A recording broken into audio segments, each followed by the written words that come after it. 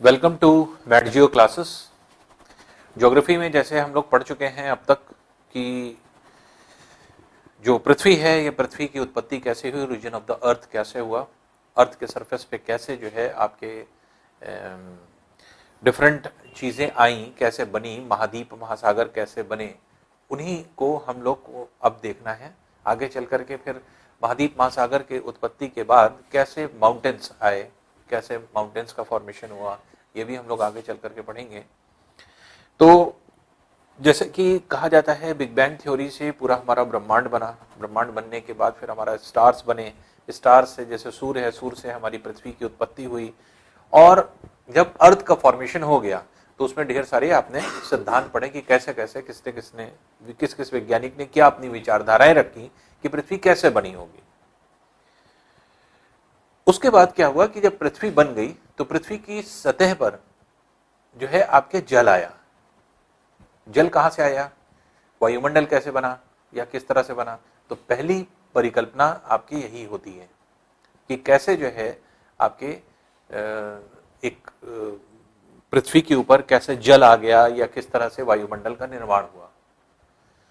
तो एक वैज्ञानिक थे जिनकी थ्योरी चेम्बरलिन महोदय, चेम्बरलिन जो थे उन्होंने जो है एक्सप्लेन किया था गृहाणु परिकल्पना, प्लैनेटेसिमल थ्योरी।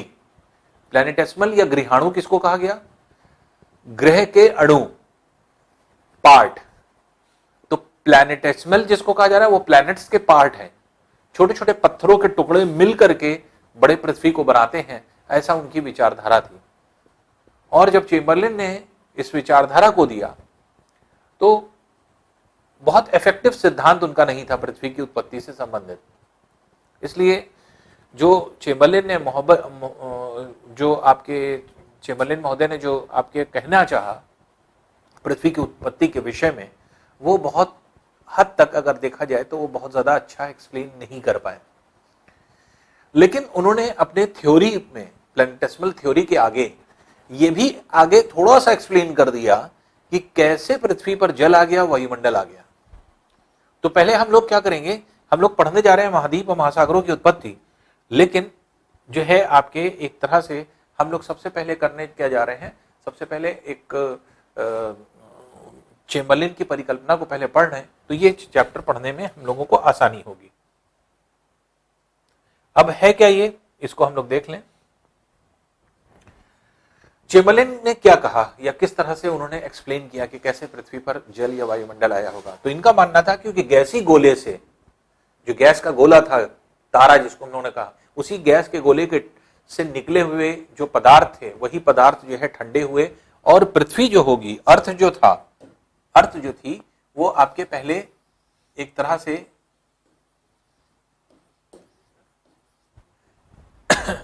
गैसी अवस्था में थी, धीरे धीरे ठंडी हुई, डिफरेंट टाइप ऑफ लेयर्स का फॉर्मेशन हुआ, और फॉर्मेशन होते हुए आपके पृथ्वी की सतह जो है आपके कुछ इस प्रकार से बनी होगी, ऐसा इनका मानना था। और जैसे जैसे पृथ्वी ठंडी हो रही थी, सिकुड़ रही थी, कॉन्ट्रैक्ट कर रही थी, तो कॉन्ट्रैक्शन की वजह से क्या हुआ, इसने तैरने का नियम, ग्रेविटी से क्या होता है, ड्यू टू ग्रेविटी तैरने का नियम, लॉ ऑफ फ्लोटेशन आपने पढ़ा होगा। लॉ ऑफ फ्लोटेशन क्या कहता है, जो जितना भारी भाग है, घनत्व में ज्यादा है, डेंसिटी में ज्यादा है, वो ज्यादा डूब जाता है, और जो घनत्व में कम है, हल्का है, डेंसिटी में जो है आपकी कमी है, वहां पर वो भाग क्या हो जाता है, ऊपर हो जाता है। वही चीज पृथ्वी पर हुई। अगर हम पृथ्वी की सतह से, पृथ्वी के बल्कि केंद्र से वायुमंडल तक, बाहर तक देखें तो हम देखेंगे कि जो डेंसिटी है, ये डेंसिटी जो है ये एक तरह से कम होती चली जाती है, ये पूरी डेंसिटी कम होती चली जाती है। जैसा आप देखें, इवन पृथ्वी पर भी, पृथ्वी का केंद्र का भाग बहुत ज्यादा घनत्व वाला है, मध्यवर्ती भाग जो है ये उससे कम घनत्व वाला है, और बाहर का भाग बहुत ही कम घनत्व वाला है। तो पृथ्वी के डिफरेंट लेयर्स हैं, और इन लेयर्स को अगर हम फॉर्म करेंगे तो आप देखेंगे घनत्व कम होता जाएगा। तो डेंसिटी जैसे जैसे बाहर जा रहे हैं, पृथ्वी की सतह पर पहुंचे, अब ठोस भाग से जब जल का भाग आया और कम हो गई घन, फिर वायु का भाग आ गया, वायुमंडल आ गया, तो वायुमंडल जो कि पृथ्वी को चारों तरफ से जो है आपके एक तरह से बंद किए हुए है, तो वायु के भाग में अगर हम बाहर की ओर चलेंगे तो वायु का जो पार्ट आया, इस वायुमंडल में भी क्या है, पृथ्वी की सतह के निकट जो वायुमंडल है वो ज्यादा सघन है, डेंस है, ज्यादा कण उसके, क्योंकि पृथ्वी के सतह के निकट ज्यादा आकर्षण है, और दूर जाने पर जो है आपके केंद्र से दूरी जैसे से बढ़ती जाएगी, आकर्षण कम होता चला जाता है। इसलिए वायुमंडल भी यहां पर ज्यादा सघन है, ऊपर की ओर जाने पर रेयरर होता चला जाता है।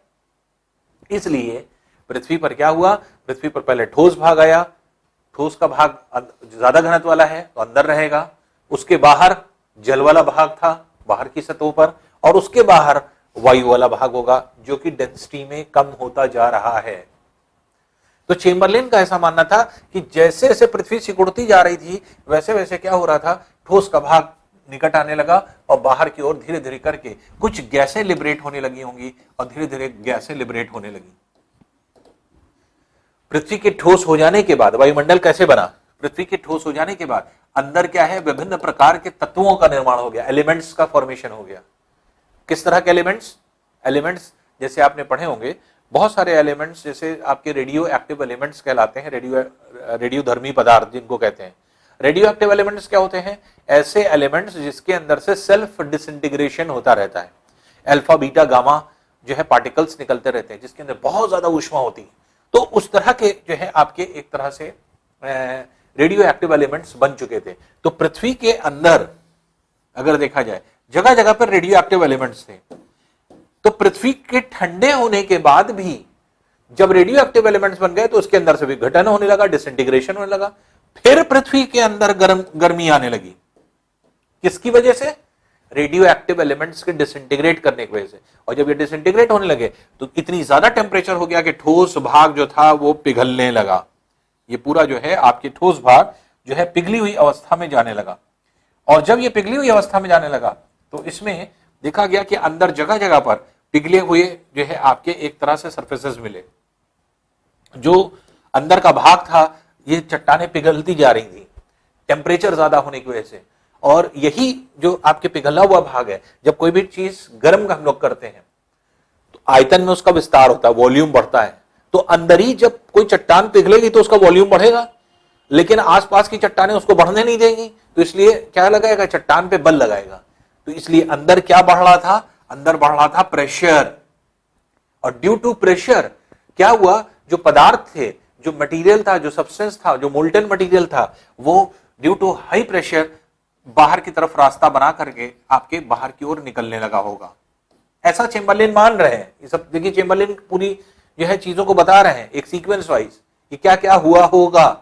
तो चेम्बरलेन ने कहा कि फिर अंदर जो पदार्थ था पिघला, ये बाहर की ओर निकलने लगा होगा और रास्ता ढूंढ करके जमीन फटने लगी होगी और जमीन के फटने से बाहर की ओर पदार्थ निकलने लगा होगा। इस प्रक्रिया को क्या कहा गया, इस प्रोसेस को कहा गया ज्वालामुखी उद्गार, वॉल्केनिक इरप्शन। इसलिए अगर यह कहा जाए कि पूरी पृथ्वी पर, पृथ्वी के बन जाने के बाद पृथ्वी पर पहली प्राकृतिक आपदा कौन सी आई होगी, प्राकृतिक आपदा या नेचुरल कैलेमिटीज किसको कहा जाता है, वो चीजें जो प्रकृति के द्वारा हम लोगों को मारती हैं। जैसे प्राकृतिक आपदाएं, नेचुरल कैलेमिटीज से क्या होता है, ज्वालामुखी, भूकंप, सूखा, बाढ़, आग, ये सब क्या है, ये एक तरह से नेचुरल कैलेमिटीज है। तो ये जो है नेचुरल कैलेमिटीज में अगर आप देखेंगे तो होता क्या है कि इसमें पूछा जाता है, ये क्योंकि सिविल में प्रश्न आ चुका है कि पृथ्वी पर सबसे पहली प्राकृतिक आपदा कौन सी हुई, तो सबसे पहली चेम्बरलेन ने एक्सप्लेन किया ज्वालामुखी उद्गार हुए। और ज्वालामुखी जब फटने लगे, वॉल्केनिक इरप्शन जब होने लगे, तो वॉल्केनिक इरप्शन होने से चट्टानें टूट टूट करके बाहर निकल रही थी, चट्टानें हिल रही थी, इसलिए बहुत तेज एनर्जी बाहर की ओर लिबरेट होने लगी। और जो एनर्जी बाहर की ओर लिबरेट होने लगी ऊपरी भाग में पाए जाने वाले पत्थरों को हिलाने लगी। और इस विस्फोट के, इस एक्सप्लोजन की वजह से, इस पत्थरों के हिलने की वजह से, इसी प्रक्रिया को क्या कहा गया, भूकंप, अर्थक्वेक। तो पूरी पृथ्वी पर क्या हुआ होगा, पृथ्वी के ठोस हो जाने के बाद जब रेडियो एक्टिव एलिमेंट्स बन गए तो धीरे धीरे करके आपके पदार्थ बाहर गर्म होकर के निकलने लगे। आज भी हम लोग देखते हैं ज्वालामुखी निकल रहे हैं, पूरे पृथ्वी पर ज्वालामुखी पाए जाते हैं। तो ज्वालामुखी जो है आपके एक तरह से आंतरिक भाग का जो पिघला हुआ पदार्थ है वो बाहर की ओर निकलता है। तो जब ये बाहर की ओर निकले तो पिघला हुआ जो तरल पदार्थ था, लिक्विड था, वो तो ऊपर जम गया होगा, लेकिन चेम्बरलेन के अनुसार जो गैसी मटेरियल था या गैस था ये ऊपर की ओर चलता चला गया या पृथ्वी की सतह के बाहर चलता चला गया। लेकिन क्योंकि पृथ्वी ठोस हो चुकी थी तो इसका गुरुत्वाकर्षण बल स्थापित हो चुका था, ग्रेविटेशनल पुल। ग्रेविटेशनल पुल की वजह से जो गैस बाहर निकल रही थी ये बाहर नहीं जाने पाई, जा तो रही थी लेकिन कुछ दूर तक जाकर के रुकी जा रही थी। क्यों? क्योंकि इसको पृथ्वी खींच रही है।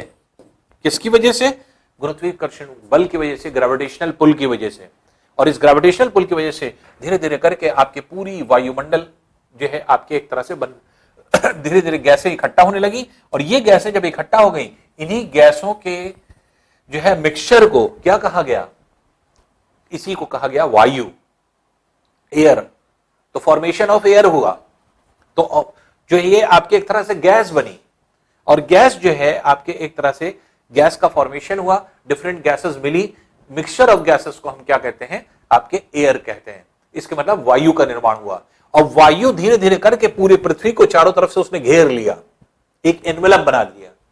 इसको क्या कहा गया? इसको कहा गया वायुमंडली जो है आपके वायुमंडल। तो वायु का क्योंकि मंडल है पूरा, तो स्पेस है, तो इसको वायुमंडल या एटमॉस्फेयर के नाम से जाना गया, जो कि डीपली आप पढ़ेंगे एटमॉस्फेयर के टॉपिक में।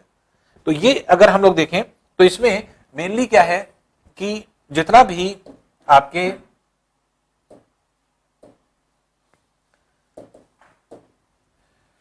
जितनी भी चीजें जो एक्टिविटी वाइज हुई, तो उसमें सबसे पहले चेम्बरलेन ने क्या कहा? चेम्बरलेन ने यह कहा कि पहले पृथ्वी बनी होगी, पृथ्वी के बनने के बाद पृथ्वी की सतह के बाहर जो है आपके एक तरह से ज्वालामुखी उद्गार के कारण, वॉल्केनिक इरप्शन के कारण पदार्थ बाहर की ओर निकलने लगे होंगे। पदार्थ के बाहर निकलने में जो है तरल पदार्थ लिक्विड भी निकला होगा, गैस भी निकली होगी, तो इसलिए गैस भी निकली बाहर और ये धीरे धीरे करके इकट्ठी होती चली गई और वायु का निर्माण हो गया। अब इस वायु में अगर आप देखें तो वायु में जैसे हाइड्रोजन है और ऑक्सीजन भी है, तो ये गैसें हैं। हाइड्रोजन और ऑक्सीजन जब कंबाइन की होगी, जैसे हाइड्रोजन के साथ ऑक्सीजन कंबाइन की और क्या बना दिया? H2O। तो H2O क्या है? पानी, जल। जल कैसे बना है? ये हाइड्रोजन और ऑक्सीजन के मिलने से बना है। तो हाइड्रोजन और ऑक्सीजन जो आपके मिल जाता है तो वो क्या हो जाता है? आपके एक जल का निर्माण हो गया। तो पृथ्वी की सतह पर जब हाइड्रोजन ऑक्सीजन दोनों मिक्स होने लगी तो ये जल बना। लेकिन ये जल किस अवस्था में था? गैसीय अवस्था में था, गैसियस स्टेट में था, गैस के फॉर्म में था। और जब गैस के फॉर्म में होगा तो इसको हम लोग क्या कहेंगे? स्टीम, भाप या वेपर्स। इसको क्या कहा गया? स्टीम कहा गया, भाप कहा गया। क्यों? क्योंकि जो ज्वालामुखी उद्गार होता, वॉल्केनिक इरप्शन में निकलने वाली जो गैसें थी, जो वॉल्केनिक इरप्शन है, वॉल्केनिक इरप्शन में टेम्परेचर बहुत ज्यादा होता है पदार्थ का। तो 1200 डिग्री सेल्सियस से लेकर के 2200 डिग्री सेल्सियस तक तापमान होता है। अब आप खुद इमेजिन करिए कि 1200 डिग्री सेल्सियस से 2200 डिग्री सेल्सियस टेम्परेचर होता है सिर्फ ज्वालामुखी उद्गार के समय जो आपके मैग्मा निकलता है उसका। तो बाहर जो गैसें निकली इतनी हाई टेम्परेचर पे, और आपको पता है कि जो जल है, वाटर है, ये 100 डिग्री सेल्सियस से ज्यादा नहीं होता। 100 डिग्री सेल्सियस तक जल रहता है और जैसे ही 100 डिग्री सेल्सियस होता है तो ये वाटर से किसमें कन्वर्ट होने लगता है? ये स्टीम में कन्वर्ट होने लगता है। इसके मतलब ये अपने फॉर्म को चेंज करने लगता है, जो है लिक्विड स्टेट से गैसियस स्टेट में चेंज होने लगता है। कब होता है? 100 डिग्री सेंटीग्रेड पे। तो जब 100 डिग्री सेंटीग्रेड पर ही वो भाप में बदल जाता है तो इतने अधिक टेम्परेचर पर क्या होगा? Super heated steam. तो सुपर हीटेड स्टीम के फॉर्म में बाहर की ओर चीजें निकल रही थी। इसके मतलब धीरे धीरे जो है आपके यही जो स्टीम थी, वेपर्स जो थे, वाटर वेपर जिनको कहा जाएगा, जो वेपर्स के फॉर्म में चले गए, तो ये क्या हुए? धीरे धीरे करके वायु में इकट्ठा होने लगे। अब देखिए वायु में क्या हुआ होगा? वायु में जल की बूंदें धीरे धीरे ऐड होने लगी। मान लीजिए हमने कोई इकाई आयतन ले लिया वायु का, और ये इकाई आयतन मान लीजिए कि हमने लिया 1 मीटर क्यूब, सपोज कर लीजिए। और 1 मीटर क्यूब में सपोज कर लीजिए कि जल के 100 कण आ सकते हैं, 100 मॉलिक्यूल्स आ सकते हैं। तो 100 मॉलिक्यूल्स अगर आ सकते हैं और मान लीजिए कि वाष्पीकरण होने से, इवेपोरेशन होने से या भाप के रूप में जो है जल ऊपर की ओर आने से इस वायु में सपोज कर लीजिए कि 30 कण आ गए। इस वॉल्यूम में 100 मॉलिक्यूल्स रखने की जगह थी 30 मॉलिक्यूल आ गए, 70 और आ सकते हैं। तो क्योंकि अभी 30% भाग भरा है वायु का, तो हम कहेंगे कि वायु की आर्द्रता कितनी है, ह्यूमिडिटी, दैट इज 30%। तो 30%, 30% आर्द्रता, ह्यूमिडिटी, इसी को आर्द्रता, नमी, जैसे वायु में हम लोग कहते हैं नमी हो गई, तो ये क्या है, आर्द्रता। तो हुआ क्या होगा कि पूरी पृथ्वी की सतह पर ज्वालामुखी उद्गार हो रहे हैं, धीरे धीरे करके जो है आपकी आर्द्रता बढ़ने लगी होगी।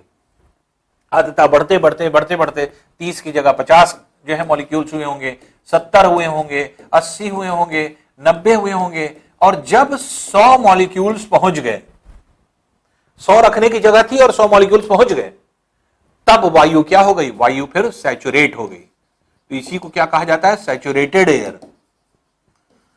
और जब वायु सैचुरेट हो जाती है, संतृप्त हो जाती है, इसको संतृप्त होना कहते हैं, जब वायु संतृप्त हो जाती है, सैचुरेट हो जाती है, तो ऐसी कंडीशन में अब जितने भी कण आ रहे हैं, इन कण को वायु एब्जॉर्ब नहीं करेगी, अपने अंदर नहीं लेगी। इसलिए जो वाष्प आता है वो धीरे धीरे बाहर ही इकट्ठा होने लगता है, वायु के बाहर इकट्ठा होने लगता है। और क्योंकि पृथ्वी की सतह को उसने छोड़ दिया है, इसलिए ऊपर की ओर जाने पर टेम्परेचर कम होता है।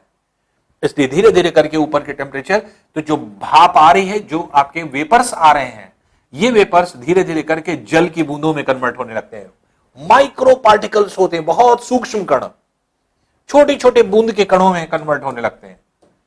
और जब ऊपर की तरफ जाकर के ये छोटे छोटे कण जो है आपके जो है जल की बूंदों में होने लगते हैं, उसके बाद धीरे धीरे करके टेम्परेचर क्योंकि कम रहता है, तो टेम्परेचर कम होते होते जब 100 डिग्री सेल्सियस, जब 0 डिग्री सेल्सियस से टेम्परेचर कम होने लगता है, तो यही धीरे धीरे करके छोटे छोटे आइस के माइन्यूट पार्टिकल्स बन जाते हैं। ये जो है स्नो बनती है इससे, तो आइस पार्टिकल्स बन जाते हैं ये। और ये आइस पार्टिकल्स जो होते हैं आपस में धीरे धीरे करके एक दूसरे से जुड़ने लगते हैं, एक दूसरे से जुड़ने लगेंगे, और जुड़ते जुड़ते क्या हो जाएगा, पूरी वायु में एक लंबी सी जो है आपके एक तरह से बहुत लंबे क्षेत्र में एक पतली सी शील्ड बन जाती है, पतली सी शील्ड बन जाती है। और पतली सी शील्ड बन जाने की वजह से अब ये पतली शील्ड जो बनी, ये किसकी है, आइस की। और ये आइस, बर्फ की शीट पूरे ऊपर बन गई, और ये बर्फ की शीट तैरती है पूरे वायु में, गिरती नहीं है, तैरती है। क्यों तैरती है, एरिया बड़ा है। जैसे फॉर एग्जांपल कई टन की जहाज जो होते हैं कई टन के होते हैं, लोहे के बने हुए जहाज कई टन के होंगे, लेकिन उनको आप पानी में डालेंगे तो डूबते नहीं है, ऊपर ही तैरते रहते हैं। क्यों, सरफेस एरिया होता है उनका। सरफेस एरिया जितना ज्यादा बड़ा करते जाएंगे उतना भारी सामान आप रख सकते हैं। लेकिन एक छोटी सी कील लोहे की अगर आप डालेंगे पानी में तो क्या रुकेगी, आप देखेंगे फौरन अंदर चली जाएगी।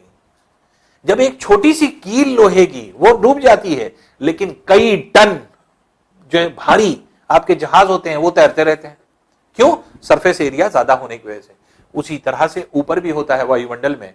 वायुमंडल में जो हिम के टुकड़े अगर मान लीजिए कि छोटे आकार में हैं और भारी हैं तो अपने आप नीचे गिर जाएंगे, लेकिन वही अगर धीरे धीरे करके आपस में छोटे छोटे कण मिलते जाते हैं तो एक लंबी सी शील्ड बन जाती है। और ये आइस फ्लेक्स होते हैं, आइस के छोटे छोटे टुकड़े, ये जब मिल जाते हैं तो ये ऊपर तैरने लगते हैं हवा में। और जब ऊपर में हवा में तैरने लगते हैं तो इसी को हम लोग क्या कहते हैं, क्लाउड्स, बादल। तो कभी बादलों को अगर आप देखिए तो बादल क्या है, पानी की बूंदें हैं जो कि आपके मिली हैं। और कभी कभी जैसे मान लीजिए कि बादल के अंदर एंटर अगर कोई चीज करती है तो ऐसा लगता है जैसे वो चीज भीग गई हो। तो होता क्या है कि जो बादल है ये क्या है, जल की छोटी छोटी बूंदें हैं जो कि छोटी हिम के जो है आपके शेप में होती है, दूर से देखने पर इसीलिए व्हाइट कलर की दिखाई पड़ने लगती है। तो इस तरह से बादलों का निर्माण हो जाता है। और जब ये बूंदें काफी बड़ी हो जाती हैं और वायु इनको नहीं रख पाती, ऊपर भारी हो जाने के कारण क्या होगी, ये नीचे गिरने लगती हैं।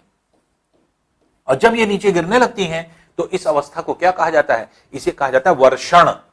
वर्षण क्या होता है, प्रेसिपिटेशन।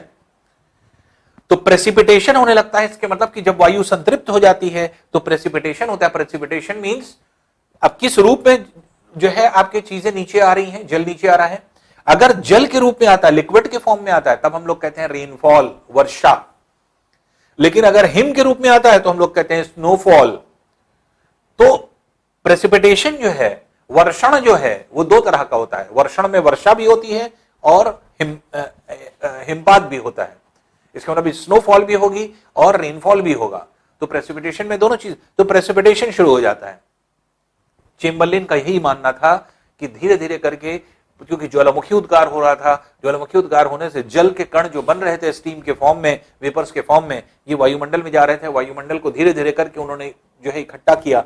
हजारों, लाखों, करोड़ों वर्ष लगे इस चीज को होने में। ऐसा नहीं कि ये कुछ हजार वर्ष में हो गया या कुछ वर्षों में हो गया, करोड़ों करोड़ों वर्ष लगे हैं इस चीज को जो है आपके होने में, वायुमंडल के निर्माण होने में, वायुमंडल के संतृप्त होने में। और फिर उसके बाद इस वर्षा हुई, और जब वर्षा हुई तो पृथ्वी की सतह ऊंची नीची है।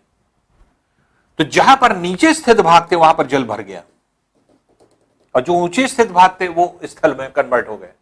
तो चेम्बरलिन ने क्या कहा, यह बताया कि वायु के संतृप्त हो जाने के बाद, एयर के सैचुरेट हो जाने के बाद पृथ्वी की सतह पर वर्षा हुई होगी। और आज जो जितनी पृथ्वी की सतह पर जल है, अनुमान यह है कि हजारों वर्षों तक लगातार बारिश हुई होगी।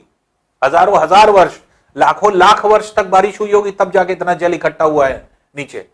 तो उस बारिश की वजह से जो निम्नवर्ती भाग थे उसमें जल आ गया, वही महासागर हो गए। और जो ऊंचे स्थित भाग थे वही जो है आपके महाद्वीप में कन्वर्ट हो गए, कॉन्टिनेंट्स में कन्वर्ट हो गए।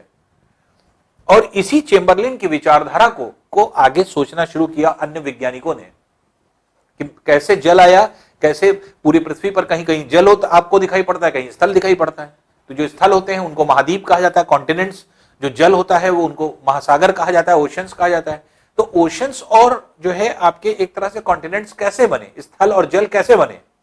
तो स्थल और जल जो निर्माण हुआ वो इसी तरह से हुआ कि पृथ्वी की सतह से पहले वाष्पीकरण हुआ, जल वाष्प के रूप में ऊपर गया वेपर्स के फॉर्म में, और फिर वही जो है आपके कंडेंस करके वो क्या हो गया, सैचुरेट। जब वायु सैचुरेट हो गई, संतृप्त हो गई, तो वर्षण होने लगा, अर्थात वर्षा हुई, पृथ्वी की सतह पर वापस लौटा। जितने नीचे स्थित भाग थे वो सब पानी से भर गए, और जितने ऊंचे स्थित भाग थे वहां वो स्थल में कन्वर्ट हो गए।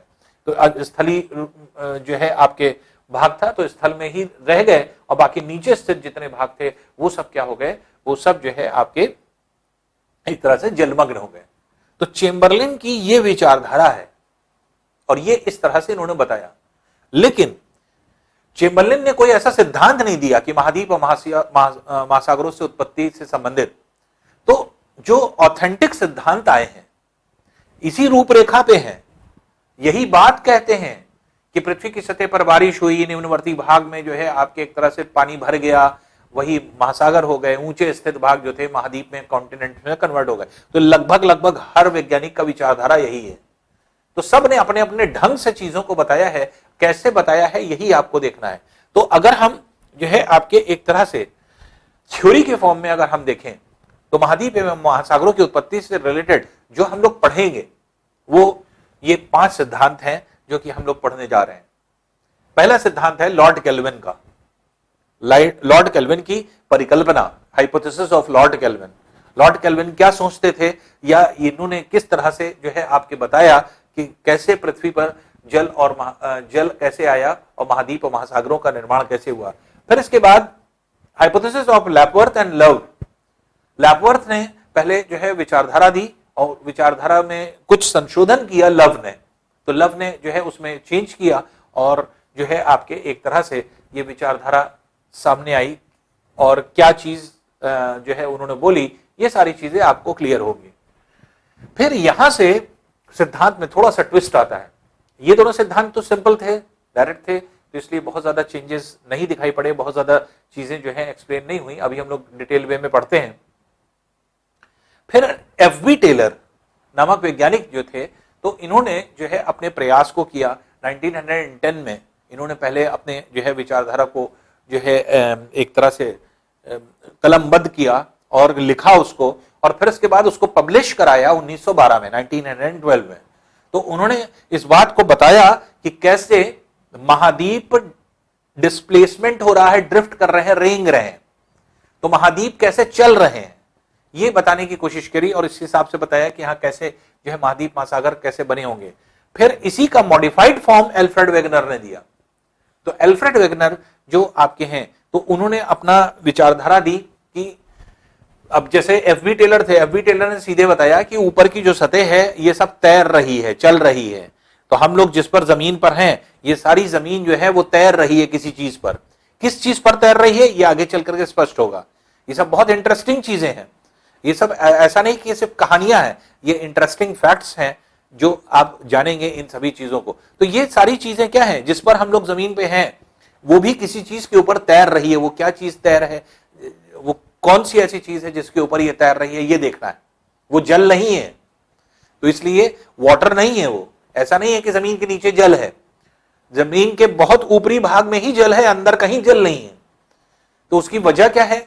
वजह यह है कि आपको बताया हमने कि हाइड्रोजन और ऑक्सीजन से मिलकर के जल का निर्माण होता है। ऑक्सीजन अंदर कहीं नहीं है पृथ्वी के, सिर्फ ऊपरी परत में है, और ऊपरी परत में होने की वजह से हाइड्रोजन के साथ कंबाइन करके वो जो है जल का रूप लेती है। इसलिए सिर्फ ऊपरी सतह जो होती है पृथ्वी की, बस वहीं पर जल पाया जाता है, अंदर कहीं जल नहीं है। जल की उपस्थिति ना होने का कारण क्या है? ऑक्सीजन की अनुपस्थिति।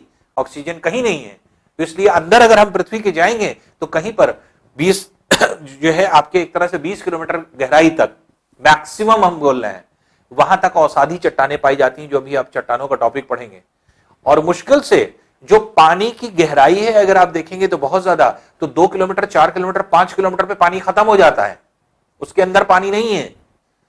तो ये जो है आपकी जो पानी की जो गहराई है सिर्फ ऊपरी सतह पर है, 5 किलोमीटर के बाद खत्म हो गया। जबकि पूरी पृथ्वी की त्रिज्या अगर आप देखेंगे तो कितनी है, तो 6400 किलोमीटर आप मान सकते हैं। 6400 किलोमीटर अंदर जाइए, इतनी गहराई, और मात्र 5 किलोमीटर गहराई तक पानी है। आप ऐसे समझ लीजिए, तो 6400 किलोमीटर, 6371 किलोमीटर पूरी पृथ्वी की त्रिज्या है। पूरा सूखा पड़ा है, कहीं पर पानी नहीं है, पानी का एक कण भी नहीं है, एक बूंद भी नहीं है। क्यों नहीं है? क्योंकि ऑक्सीजन की उपस्थिति नहीं है वहां पे। तो ये सारी चीजें जो है आप अभी जानेंगे और पढ़ते हैं। तो एल्फ्रेड वेगनर ने इन्हीं की बात को कहा, एफबी टेलर की, लेकिन विस्तृत रूप में, एक्सपैंडेड फॉर्म में, और इन्होंने बहुत सारी चीजें सिद्ध भी करी, इन्होंने बहुत सारी चीजों को बताया भी। इसलिए हम लोग ये देखते हैं कि इनकी जो विचारधारा है एल्फ्रेड वेगनर की, वो बहुत ही डिफरेंट है, और बहुत ही मतलब उन्होंने चीजों को बताया कि हाँ पृथ्वी कैसे बनी है, पृथ्वी पर कैसे महाद्वीप आए, कैसे महासागर आए, और फिर उन्होंने प्रूफ भी दिया। क्या प्रूफ दिया, यही जब हम लोग पढ़ेंगे तो अपने आप आपको लगेगा कि हाँ वाकई में उन्होंने उस चीज को सोचा जो हम लोग जो है आपके एक तरह से ना सोच पाते या केयरलेसली ना इमेजिन कर पाते, लेकिन उन्होंने एक तरह से गौर करवा दिया उस चीज पे। और फिर एक ऐसा सिद्धांत टेट्राहेड्रल हाइपोथेसिस जो लोथियन ग्रीन ने दिया। तो लोथियन ग्रीन ने पहले जो है फेयरमैन ने एक एक्सपेरिमेंट किया था। क्या एक्सपेरिमेंट किया था वो हम लोग देखेंगे। तो उसी के जो है आपके एक तरह से रूपरेखा पर जो है आपके लोथियन ग्रीन ने एक्सप्लेन किया कि पूरी पृथ्वी जब गर्म से ठंडी हुई होगी तो किस आकार में हुई होगी, और अगर आकार लिया तो किस तरह का आकार जो है आपके फॉर्म हुआ, और कैसे महाद्वीप और महासागर बने। ये सारी चीज लोथियन ग्रीन ने एक्सप्लेन किया। और जब लोथियन ग्रीन को आप पढ़ेंगे और ये वाला सिद्धांत पढ़ेंगे, आपको वास्तव में आपकी आंख खुल जाएगी कि हाँ अरे ये है। जब आप पढ़ लेंगे तब आपको क्लियर होगा कि हाँ एक्चुअल में, क्योंकि हम आपको एक तरह से मॉडल भी बना करके आपको रिप्रेजेंट करेंगे। आपको हर एक चीज बोर्ड पर समझ में आ जाएगी कि हाँ ये ऐसा ऐसा जो है पृथ्वी ने शेप इस तरह का लिया, जो कि आप जो है जब बोर्ड पर पढ़ेंगे तो अपने आप आपको ये सारी चीजें क्लियर हो जाती हैं। तो लोथियन ग्रीन ने क्या कहा, एक्सपेरिमेंटली चीजों को बताने की कोशिश करी कि अगर कोई चीज ठंडी होगी, सिकुड़ेगी, तो कैसे जो है आपके एक तरह से शेप लेगी, और पृथ्वी ने भी कैसे शेप लिया होगा, और उसके ऊपर जल कैसे आया, या जल का कौन सा भाग था, या कैसे पृथ्वी की सतह पर जल आए। इन सभी वैज्ञानिकों का यह मानना था कि जल वर्षा के कारण पृथ्वी की सतह पर आया। जो चेम्बरलिन ने विचारधारा दी थी सब उससे सहमत थे। बस यह है कि पृथ्वी की सतह पर कैसे जल इकट्ठा हुआ, यही सिर्फ अलग अलग तरीके से लोगों ने व्यक्त किया है। तो इसलिए अब हम लोग क्या करने जा रहे हैं, अब हम लोग इन सभी चीजों को देखने जा रहे हैं। ये सारे जो है आपके जितनी भी विचारधाराएं हैं, इन विचारधाराओं को एक एक करके हम लोग यहीं से स्टार्ट करेंगे। अब देखिए जो विचारधाराएं हैं, इसमें पहली विचारधारा लॉर्ड केल्विन की है। लॉर्ड केल्विन ने क्या कहा, बहुत साधारण सा सिद्धांत, कोई बहुत ज्यादा इनको ख्याति क्यों नहीं मिली, सिंपल सी बात, इन्होंने ऐसे ही कह दिया था, और उसी तरह से जो है आपके चीजों को जो है लिया गया और उसके बाद उन्होंने बहुत जो है आपके एक तरह से कोई चीज प्रूव नहीं करी, कुछ नहीं करी, इसलिए बहुत ज्यादा लोग इनकी सिद्धांत को मानते नहीं है। क्या कहा इन्होंने?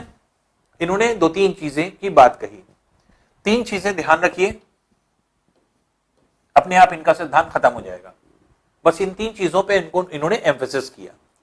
पहली चीज क्रस्ट। क्रस्ट क्या होती है? पपड़ी, परत, जो ऊपर की पपड़ी है, भूपर पट्टी जिसको कहा जाता है, भू के ऊपर पट्टी, तो उसको हिंदी में बोलते हैं भूपर पट्टी, इंग्लिश में कहते हैं क्रस्ट। और क्रस्ट का मतलब क्या होता है? पपड़ी। तो पूरी पृथ्वी जब गर्म हो गई थी तो पृथ्वी की सतह धीरे धीरे करके जो गैसी गोले से बनी तो धीरे धीरे करके ठंडी हुई, और जब ठंडी हुई तो सिकुड़न उत्पन्न हुई, और सिकुड़न उत्पन्न होने से क्या हुआ? पृथ्वी की सतह पर ऐसे बनी। तो हमारी पृथ्वी या ब्रह्मांड की जितनी चीजें हैं, चाहे वो पृथ्वी हो, चंद्रमा, चंद्रमा हमें गोल दिखाई पड़ता है क्या? गोल है? सब का आकार ये है, सब इस तरह के हैं। तो हमारी पृथ्वी भी ऐसा ही है, हमारा चंद्रमा भी ऐसा है, हमारे जितने भी आपके पिंड हैं सब ऐसे ही हैं। लेकिन धीरे धीरे धीरे करके दूर आप चलते चले जाएंगे, यही धीरे धीरे करके आपके एक सर्कुलर शेप में दिखाई पड़ने लगेगा, एजेस नहीं दिखाई पड़ेंगी। तो इसी तरह से कुछ पृथ्वी भी थी, पृथ्वी इसी तरह से ठंडी होकर के बनी होगी। तो जब पपड़ी जमी तो पपड़ी जमने से पृथ्वी का कुछ भाग धसा हुआ, कुछ उठा हुआ, कुछ धसा हुआ, कुछ उठा हुआ। अगर हम पृथ्वी की सतह को देखें तो कुछ इस तरह से रही होगी, ऐसे ऊंची ऊंची नीचे, ऊंची नीचे, ऊंची नीचे। और इसी बात को इन्होंने कहा कि ये क्या है? ये है मोड़, वलन। तो इनका क्या मानना था कि पृथ्वी के ठंडे पड़ने पर पृथ्वी की सतह जो आपके बनी वो ऐसे बनी, ऐसे मोड़दार, फोल्ड्स में बनी। तो जब ये फोल्ड्स में बनी, मोड़दार बनी, तो इस फोल्ड के बनने के बाद जब पृथ्वी की सतह पर वर्षा हुई होगी तो वर्षा होने की वजह से क्या हुआ कि जितनी भी आपके जल के भाग थे वो कौन से थे? जो निम्नवर्ती भाग थे, धसे हुए भाग, और जो उभरे हुए भाग थे वो क्या थे? ये महाद्वीप थे। तो उभरे हुए भाग सब महाद्वीप हो गए और निम्नवर्ती भाग सब जो है आपके जल से भर गए, और जल से जब भरे तो ऐसी कंडीशन में क्या हुआ? ऐसी कंडीशन में आपके जल जो है आपके ये इकट्ठा हुआ होगा। तो अब जल इकट्ठा हो गया, इसी को हमने उन्हें महासागर कहा। एक क्वेश्चन और डिस्कस कर ले आगे, इनके सिद्धांत को डिस्कस करने से पहले। इनके सिद्धांत से मतलब नहीं है इस क्वेश्चन का, क्वेश्चन बिल्कुल डिफरेंट है और ये क्वेश्चन आ चुका है एग्जाम में। प्रश्न पूछा गया कि पृथ्वी के निर्मित होने के बाद पृथ्वी की सतह पर सबसे पहले जल का कौन सा भाग बना? जल में क्या चीज सबसे पहली बनी? तो पृथ्वी की सतह पर सबसे पहले क्या आया? तो अक्सर जैसे आपने देखा होगा ढेर सारे लोग इस तरह से जो है डिस्कशन करते हैं ना कि जैसे पहले मुर्गी आई कि पहले अंडा आया, तो एक ये डिस्कशन का टॉपिक है। उसी तरह से ये भी डिस्कशन का टॉपिक था कि पृथ्वी की सतह पर जो आपके एक तरह से जल का भाग आया। अब जल के ढेर सारे भाग हैं, महासागर भी है, सागर भी है, नदी भी है, झील भी है, तालाब भी है। पहले कौन बना? यही चीज देखना है। तो हुआ क्या कि जैसे मान लीजिए कि बताया गया कि जो आपकी जब वर्षा हुई तो वर्षा की वजह से धीरे धीरे करके जो निम्नवर्ती भाग थे, गड्ढे वाले भाग, छोटे छोटे गड्ढे भरने लगे पानी से। तो ये पानी जो है आपके गड्ढों में भरने लगा। धीरे धीरे करके जो भरे हुए गड्ढे थे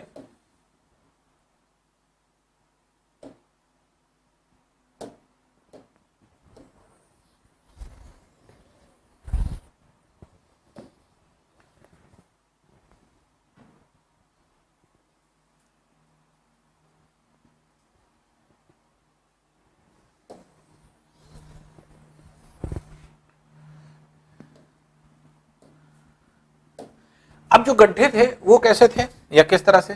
हमने आपको बताया पृथ्वी की सतह कुछ ऐसे बनी, ऊंची नीची, ऊंची नीची, ऊंची नीची। अब इसमें क्या हुआ होगा? इसमें जो है आपके पानी आया होगा। तो पानी कैसे आया? जो बारिश हुई ये इकट्ठा हुई, ये यहां इकट्ठा होने लगी, ये बारिश इकट्ठा होने लगी, ये भरने लगी, ये गड्ढे भरने लगे, इस तरह से गड्ढे धीरे धीरे करके आपके भरने लगे। तो ये गड्ढे कैसे थे? ये थे ऐसे। ये कैसे थे? ऐसे थे। तो धीरे धीरे करके आपके ये गड्ढे क्या हुए? अब इसमें पानी भरने लगा। जब पानी भरने लगा धीरे धीरे करके क्या हुए? ये बढ़ते गए बढ़ते गए बढ़ते गए, मिल गए। 2 गड्ढा मिल गया, तीसरा गड्ढा भी मिल गया, और ये सारे गड्ढे मिल गए। इसका मतलब एक गड्ढा ये था, दूसरा गड्ढा ये था, तीसरा गड्ढा ये था। ये धीरे धीरे क्या कर रहे थे? बढ़ रहे थे, ऐसे बढ़ रहे थे। ये बढ़ रहा था और एक स्टेज ऐसी आई, दोनों मिल गए। फिर इसी तरह से ये बढ़ता चला गया, बढ़ता चला गया, बढ़ता चला गया, और उसके बाद फिर आकर के इसमें मिल गया पूरा। तो ये 3 गड्ढे हैं, ये भरता गया पानी, पानी भरता गया, दूसरा गड्ढा एक साथ मिल गया, फिर इसी तरह से ये भर गया, और ये आपके ऐसे पूरा पूरा जल का भाग भर गया। तो कंडीशन ये थी कि इस तरह से कुछ जाकर के बनी हुई। तो पहले क्या हुए? छोटे छोटे जलकुंड बने, पॉन्ड्स, जिनको लेक कहा जाएगा, झीलें। तो सबसे पहले पृथ्वी की सतह पर क्या आया? झीलें आई, लेक्स आई। तो झीलों का निर्माण या लेक्स का निर्माण सबसे पहले हुआ, और ये झीलें जो आपके बनी, इनको अगर देखा जाए तो धीरे धीरे करके ये बड़ी हुई होंगी और जाकर के इकट्ठा हो गई। और इसका प्रमाण क्या है? प्रमाण है आज भी अगर किसी महासागर में जाइए, महासागर की तलहटी में अंदर जाइए, समुद्र के नीचे, तो क्या समुद्र की जमीन नीचे प्लेन है? नहीं। जैसे पृथ्वी की सतह पर ऊंचे पर्वत हैं, वैसे ही जमीन के नीचे भी जो समुद्र के नीचे का भाग है वो भी जो है पर्वत और घाटी वाला है। उसकी भी जमीन जो है ऊंची नीची इस तरह से है। तो इस तरह से आपके ये पूरे जल के भाग होते हैं, जो कि आपके अंदर की ओर, हमें ऊपर से तो दिखाई पड़ता है कि जल सपाट है, तो हो सकता है उसके नीचे जमीन भी सपाट हो, ऐसा नहीं है। जैसे ऊपर जमीन है वैसे ही नीचे भी जमीन है। पहले क्या था? जब पानी नहीं था तो सारी जमीन एक जैसी थी, लेकिन जब पानी आ गया तो पानी इसमें भर गया, निम्नवर्ती भाग पानी से भर गए। तो जो स्थल पर आपको दिखाई पड़ता है, जैसे जमीन हम लोग को ओरिजिनल दिखाई पड़ती है ऊंची नीची, कहीं पर ऊंचे टीले हैं, कहीं गड्ढा है, कहीं ऊंचा है, कहीं नीचा है, तो उसी तरह से समुद्र के नीचे भी जमीन हुआ करती। तो लॉर्ड केल्विन का यह मानना था कि जब फोल्ड्स बने, इन फोल्ड्स में जब वर्षा हुई तो इसी में पानी इकट्ठा हो गया, और इन्हीं को कहा गया महासागर। और बाकी जो है आपके एक तरह से ऊंचे स्थित भाग जो थे वो जल से नहीं डूबे, जो बचे रह गए, जो ऊंचे भाग थे, उन्हीं को कहा गया महाद्वीप। इसके मतलब क्या हुआ? इसके मतलब इनका यह कहना था कि ये जो है आपके कॉन्टिनेंट्स थे,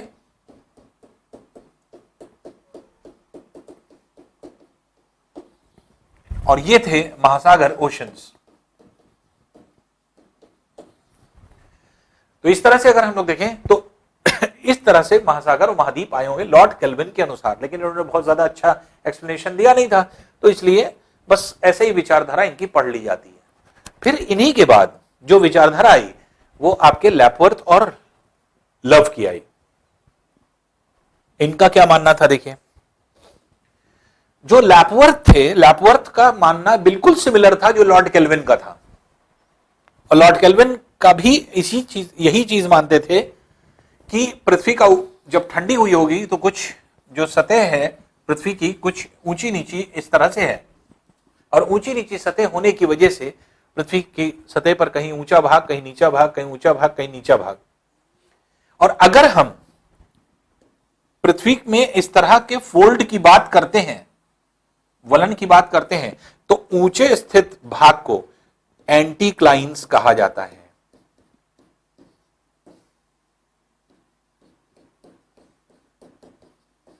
एक स्पेसिफिक नाम दे दिया ज्योग्राफिकल, जैसे उन्होंने सिंपल मोड़ कह दिया था, इन्होंने एक नाम दे दिया, इन्होंने कहा एंटीक्लाइंस, और धसे हुए भागों क्या कहा गया? सिनक्लाइंस।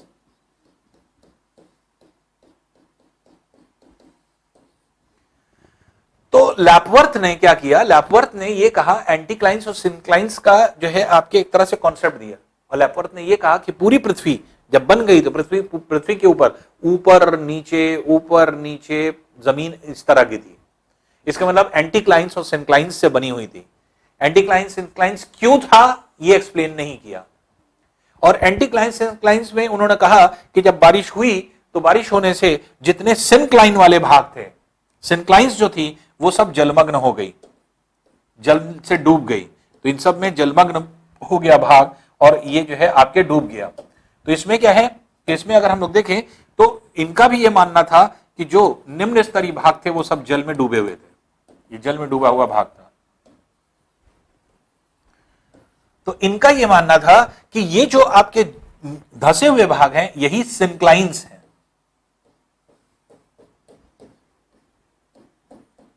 यही सिंक्लाइंस थे, और इन्हीं को क्या कहा गया, ओशंस। सिंक्लाइंस वाले भाग में जब जल भरा तो हम तो इसी को कहा गया जो है ओशंस, महासागर। और जो ऊंचे स्थित भाग थे ये एंटीक्लाइंस थे, और ये एंटीक्लाइंस भाग स्थलीय भाग में कन्वर्ट हो गए जिनको कहा गया महाद्वीप।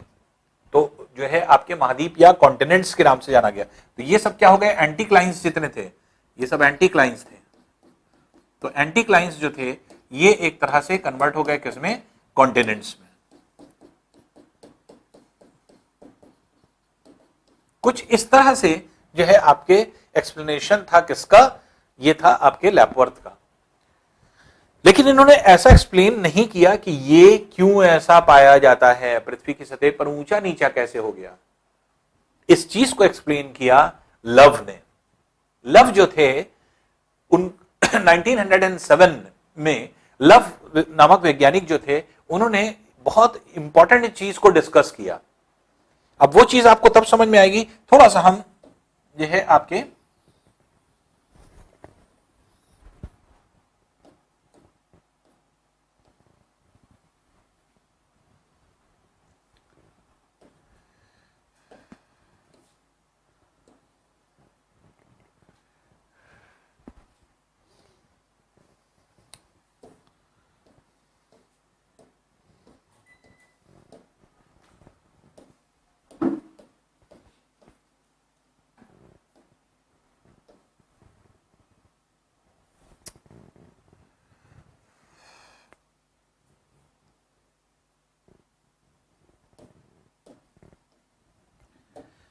अब देखिए लव जो थे उन्होंने क्या किस बात को कहा, दो तरह के सेंटर्स होते हैं। जैसे मान लीजिए कोई गोला है ना, कोई गोला है,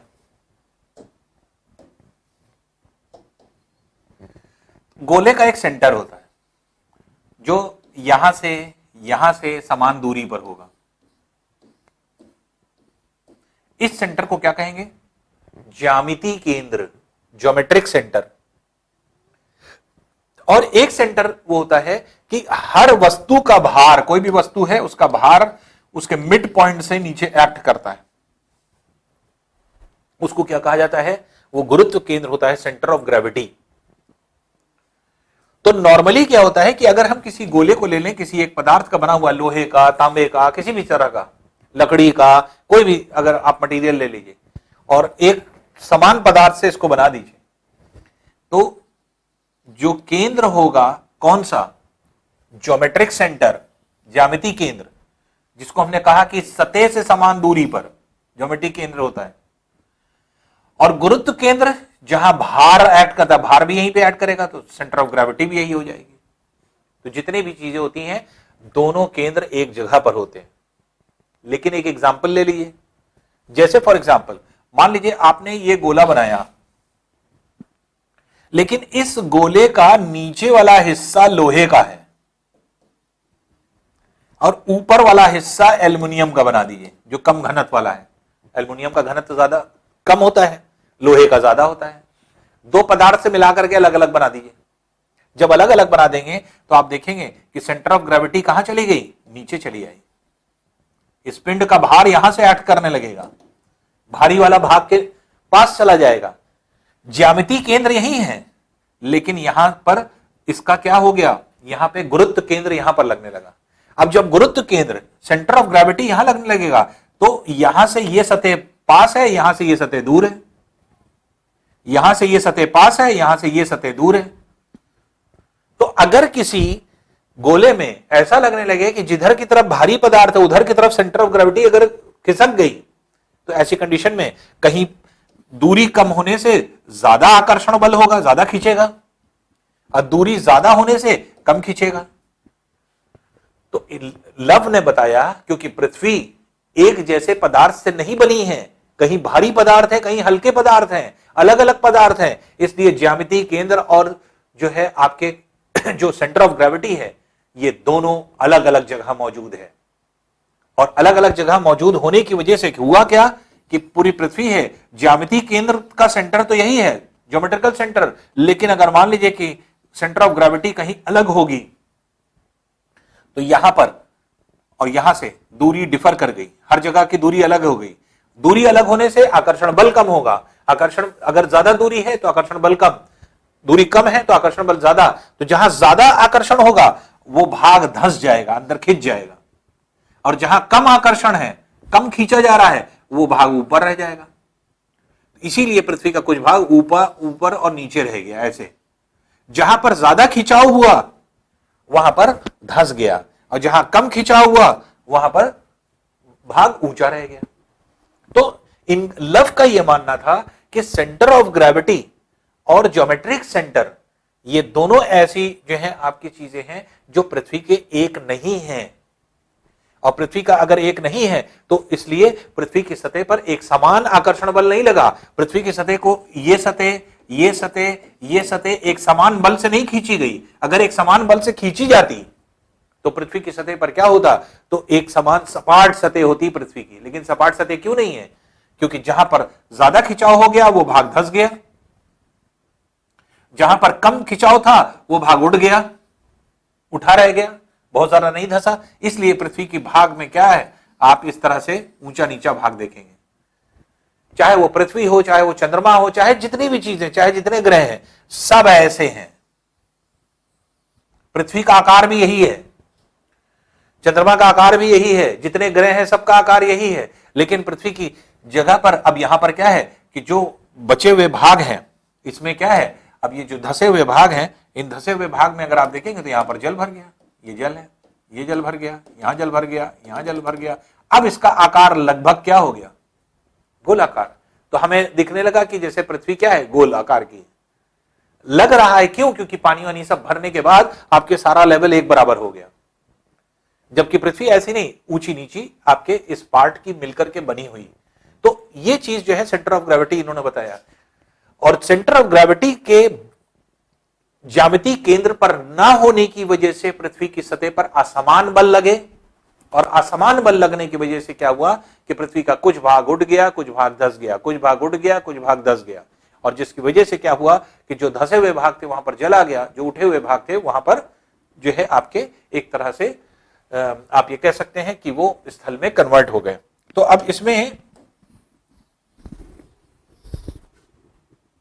जो इन सब की विचारधाराएं हैं, इनको अगर हम लोग देखें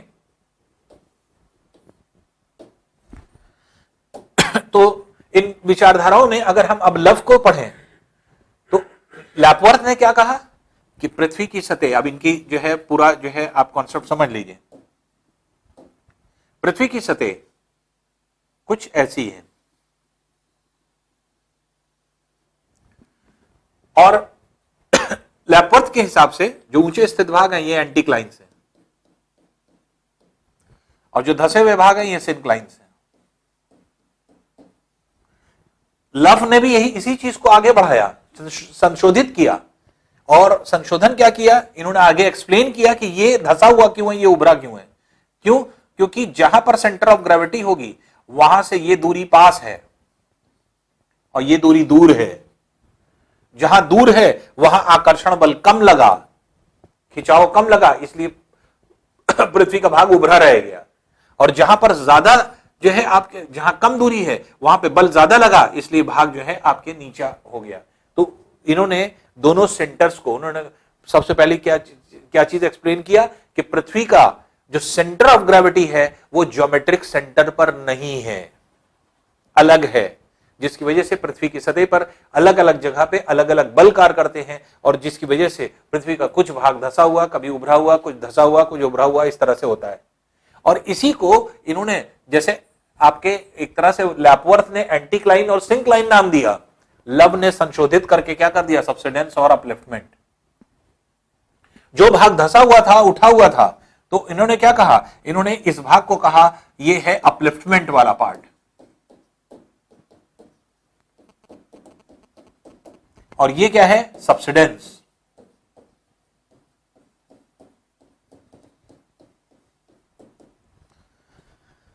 अपलिफ्टमेंट क्यों कहा इन्होंने? ऐसा नहीं कि ये अपनी जगह पर था, ये खाली धंस गया। जब एक चीज आप दबाएंगे तो ये अपने आप ऑटोमेटिकली ऊपर उठेगा।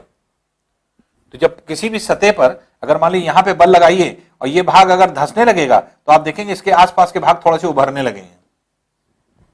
जैसे ही ये भाग धंसने लगेगा तो ये मटेरियल जाएगा कहां? जो यहां पर यहां था तो वो दूसरी तरफ डिस्ट्रीब्यूट होता है, जिसकी वजह से कोई भाग अगर धंसेगा तो कहीं पर जो है भाग उठेगा भी।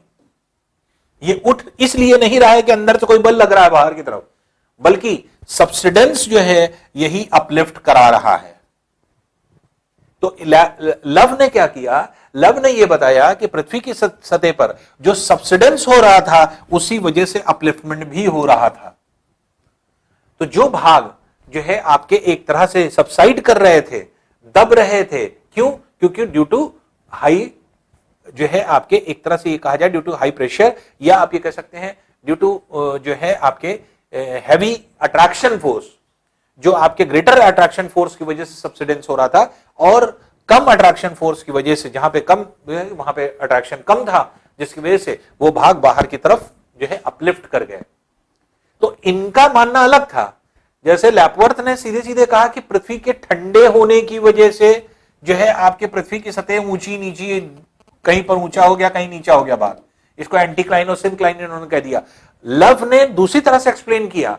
उन्होंने कहा कि सेंटर ऑफ ग्रेविटी और centre of geometrical centre of the earth, ये दोनों जो है आपके एक तरह से अलग अलग जगह पे हैं, उनकी प्लेस एक नहीं है, डिफर कर रही है। इसलिए पृथ्वी की सतह पर जब जहां पर ज्यादा बल लगा उस बल वाले जगह पर क्या हुआ? सब्सिडेंस ज्यादा हो गया, बल और ज्यादा काम करने लगा, खिंचाव ज्यादा हुआ, और उस खिंचाव की वजह से क्या हुआ कि आपके ज्यादा जो है आपके सब्सिडेंस हो गया, धसाव हो गया, और जहां धसाव हुआ उसके आसपास की भूमि ऊपर की ओर उड़ गई, अपलिफ्ट कर गई।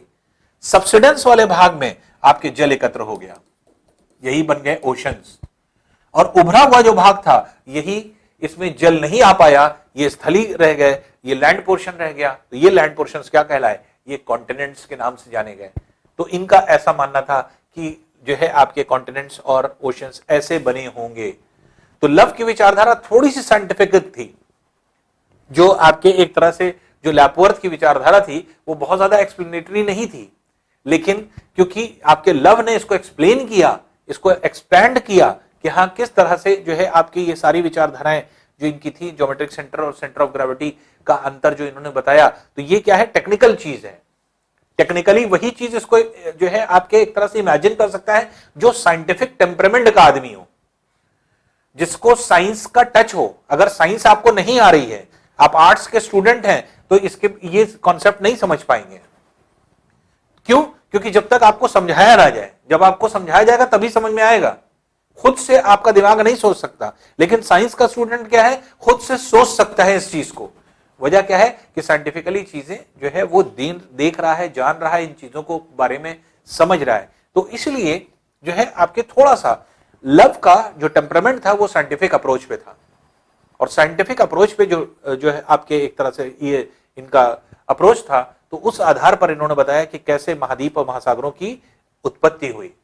तो ये जो है एक तरह से हाइपोथेसिस था जो है आपके लव और जो है आपके लैपवर्थ का। तो ये बहुत ज्यादा चर्चा में नहीं आए।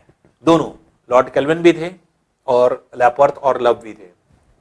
अब देखिए कुछ चीजें ऐसी होती हैं, देखिए विचारधाराएं, जैसे हम लोग कहते हैं हाइपोथेसिस।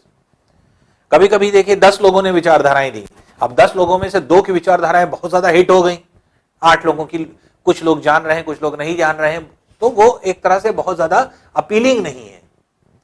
तो अब विचारधाराएं भी क्या थी कि जैसे मान ली 10 लोगों की विचारधाराओं में 2 लोगों की विचारधाराएं बहुत ज्यादा चर्चा में हो गई, हर आदमी उसके पर चर्चा करने लगा, हर व्यक्ति आदमी जानने लगा। तो इस तरह की विचारधारा ये नहीं थी। तो इसलिए जो है आपके एक तरह से ये इनको जो है साइंटिफिक जो लोग थे, जो साइंस से जुड़े हुए लोग थे, वो तो इन चीजों को बहुत बेहतर समझ रहे थे, बहुत अच्छी तरह से जान रहे थे, और ये समझ पा रहे थे कि हाँ कैसे लैपवर्थ या लव क्या कहने की कोशिश कर रहे हैं। लेकिन जो है आपके और जो आपके एक तरह से टेम्परामेंट था वो बिल्कुल डिफरेंट था और बिल्कुल अलग था, जिसमें कि आपके ये सारी चीजों को बताया जाता है या ये सारी चीजें जो है आपके एक्सप्लेन की गई। तो लव और लैपवर्थ और लव का जो आपके जो आपके एक तरह से हाइपोथेसिस है, ये एक तरह से एक्सप्लेनेटरी था और बहुत ज्यादा जो है आपके एक तरह से ये कहा जाए कि चर्चा में नहीं आया, लोगों के बीच में नहीं गया। आगे की जो विचारधाराएं हैं वो आपके काफी चर्चा में जो है आपके आई। अब अगर देखें हम कैसे जाने कि पृथ्वी का कुछ भाग ऊंचा और कुछ भाग नीचा है। अगर हम वर्ल्ड के मैप को ध्यान से देखें, वर्ल्ड का मैप क्यों हमने लगाया हुआ है, इसलिए क्योंकि अगर आप पृथ्वी को एनालिसिस करें तो पृथ्वी का भाग ऊंचा नीचा है। देखिए ये नीचा स्थित भाग प्रशांत महासागर, ऊंचा स्थित भाग उत्तरी अमेरिका, फिर ये धसा हुआ भाग अटलांटिक महासागर, फिर उठा हुआ भाग यूरोप एशिया, फिर धसा हुआ भाग प्रशांत महासागर। चाहे पश्चिम से पूर्व चलिए, चाहे पूर्व से पश्चिम चलिए, चाहे उत्तर से दक्षिण चलिए, यहां से देखिए ये धसा हुआ भाग था, प्रशांत महासागर बन गया, उभरा हुआ भाग साउथ अमेरिका, धसा हुआ भाग अटलांटिक महासागर, उभरा हुआ भाग अफ्रीका, धसा हुआ भाग हिंद महासागर, उभरा हुआ भाग ऑस्ट्रेलिया, धसा हुआ भाग फिर प्रशांत महासागर। तो ये देख रहे हैं, तो चाहे आप लेफ्ट से राइट जाइए, चाहे अपसाइड डाउन जाइए, आप यहां से देखिए ये भाग धसा हुआ, तो ये क्या है आपके आर्कटिक महासागर, उठा हुआ भाग उत्तरी अमेरिका, धसा हुआ भाग कैरेबियन सागर, ये कैरेबियन सागर का हिस्सा है, ये पूरा कैरेबियन सागर हो गया, फिर उत्तरी अमेरिका, और फिर उसके बाद धसा हुआ भाग फिर से जो है आपके आ जाता है जो कि प्रशांत महासागर का नीचे भाग, और फिर नीचे जाएंगे तो फिर अंटार्कटिका उभरा हुआ। यहां से देख लीजिए, यहां से अगर आप चलें आर्कटिक महासागर, धसा हुआ भाग, उठा हुआ भाग यूरोप, धसा हुआ भाग ये भूमध्य सागर है पूरा, ये पूरा भाग धसा हुआ भूमध्य सागर मेडिटेरेनियन सी, फिर उभरा हुआ भाग अफ्रीका, फिर धसा हुआ भाग हिंद महासागर, फिर उभरा हुआ भाग अंटार्कटिका। कहीं से भी चलिए, यहां से चले एशिया के ऊपर से अगर हम देखें, ये धसा हुआ भाग आप देखेंगे ये आर्कटिक महासागर, फिर एशिया का भाग हो गया, फिर धसा हुआ भाग हिंद महासागर, फिर उभरा हुआ भाग ऑस्ट्रेलिया, फिर नीचे आएंगे फिर धसा हुआ भाग इंडियन ओशन और पैसिफिक ओशन, और उसके बाद फिर उभरा हुआ भाग अंटार्कटिका। चाहे आप लेफ्ट से राइट की तरफ चलें, ईस्ट से वेस्ट या नॉर्थ से साउथ, या आप सिंपली आप ये कहें कि किसी भी डायरेक्शन में आप चलें पृथ्वी के अर्थ के सरफेस पर कहीं पर भी आप चलेंगे तो आप देखेंगे कि ऊंचा और नीचा भाग आपको मिलता ही मिलता है। अब ग्लोब पर देख लीजिए, ग्लोब पर ही अगर आप देखेंगे तो ग्लोब पर देखिए ये धसा हुआ पूरा भाग प्रशांत महासागर, पूरा ब्लू पार्ट, फिर ये उभरा हुआ भाग नॉर्थ अमेरिका, फिर ये धसा हुआ ब्लू पार्ट, फिर आप देखिए स्थल आ गया, फिर ब्लू पार्ट आ गया। तो लेफ्ट से राइट अगर आप चलते जाएंगे तो ये देखिए धसा हुआ भाग, फिर उभरा हुआ भाग, फिर जो है सबसिडेंस, फिर अपलिफ्टमेंट, फिर सबसिडेंस, फिर अपलिफ्टमेंट। उसी तरह से एंटीक्लाइन, पहले सिनक्लाइन है, फिर एंटीक्लाइन हो गया, फिर सिनक्लाइन हो गया, फिर एंटीक्लाइन हो गया, फिर सिनक्लाइन हो गया।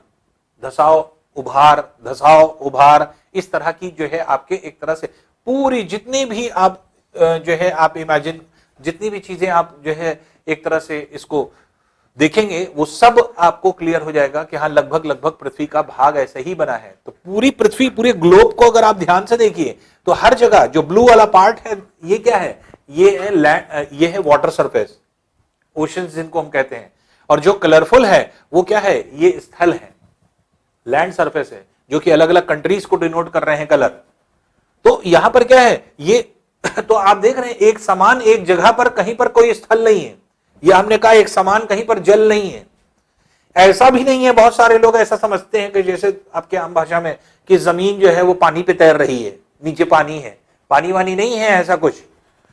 पानी जो अंडरग्राउंड वाटर है वो क्या है वो भी आप पढ़ेंगे, रॉक्स जब आने देंगे तो रॉक्स में क्या होता है कि जो आपके जो वाटर होता है वो कुछ दूरी तक है। तो इस तरह से हम देखें तो पूरी पृथ्वी पर जो है आपके ऊंचे नीचे भाग होते हैं, और जिसकी वजह से ऊंचे स्थित भाग महाद्वीप होते हैं और धसे हुए भाग पर जल एकत्र हो जाता है जहां पर पानी होता है। तो इस तरह से महाद्वीप और महासागरों का निर्माण हुआ।